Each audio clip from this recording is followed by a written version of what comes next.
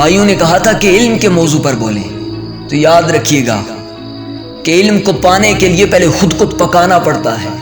جو آگ کی بھٹی میں پک کر صحراؤں میں سفر کر کے علم کی تڑپ اور طلب لے کر نکلتے ہیں نا، ایسے پیاسوں کے نصیب میں ہی علم جیسا عظیم جام آتا ہے سر، اور پھر اس عظیم جام کو پی کر اپنے آپ کو سیراب کر لیتے ہیں۔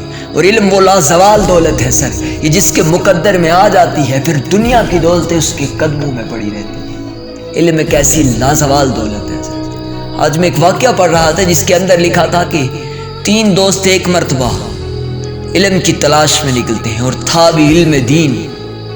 تینوں دوست جب اپنا رخت سفر باندھ لیتے ہیں، اشیاء خورد و نوش اپنے ساتھ رکھ لیتے ہیں سر، اس وقت بحری جہاز موجود نہیں ہوتے۔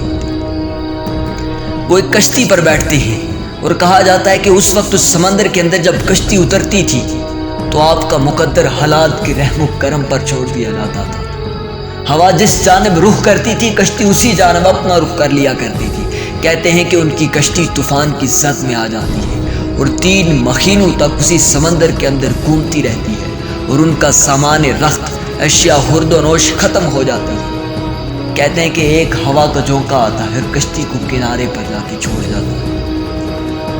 وہ جب خشک زمین پر چلتے ہیں اور پھر چلتے چلتے کہتے ہیں کئی دن گزر جاتے ہیں، اور پھر ایک دن پیاس کی شدت اس قدر غلبہ کرتی ہے کہ تینوں دوست پانی کی تلاش میں نکلتے ہیں۔ پہلے ایک دوست پیاسا ہوتا ہے، اور اس قدر پیاسا ہوتا ہے کہ پیاس کے عالم میں بے ہوش ہو جاتا ہے۔ پھر دونوں دوست پانی کی تلاش میں نکلتے ہیں کہ کہیں سے پانی مل جائے اور ہم اپنی پیاس بجھا لیں۔ کہتے ہیں کہ اتنی ہی دیر میں دوسرا دوست بھی بے ہوش ہو جاتا ہے۔ تیسرا دوست کچھ کر کے ایک قافلے سے ملاقات کرتا ہے، بس بے ہوش ہونے والا ہی ہوتا ہے کہ قافلہ اس کے پاس پہنچ جاتا ہے۔ وہ قافلے والے آ کر اسے پانی پلاتے ہیں، وہ ہوش میں آتا ہے اور ان کو اپنے دوستوں کے پاس لے کر جاتا ہے۔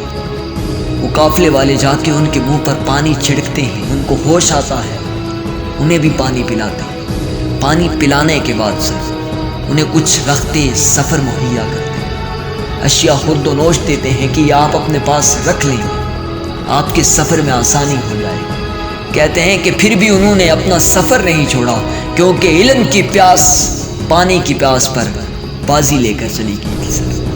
پانی نے کہا شاید میں ان کے اندر کے علم کی پیاس کو مار دوں گا، لیکن نہیں، علم کی پیاس نے اٹھ کر کہا کہ ہاں، دنیا کے ہر ایک پیاس ختم ہو سکتی ہے، لیکن جام علم ایک ایسا جام ہے، آپ اسے جیسے ہی پیتے چلے جائیں گے آپ کی پیاس میں اضافہ ہوتا چلا جائے گا۔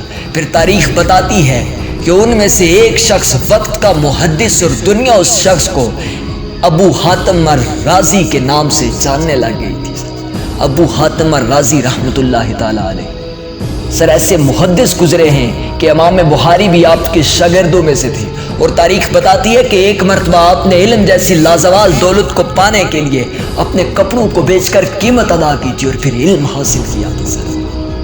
ان کے اس واقعے کو کبھی بھی سر بھولا نہیں جا سکتا۔ علم اتنا آسان نہیں ہے سر۔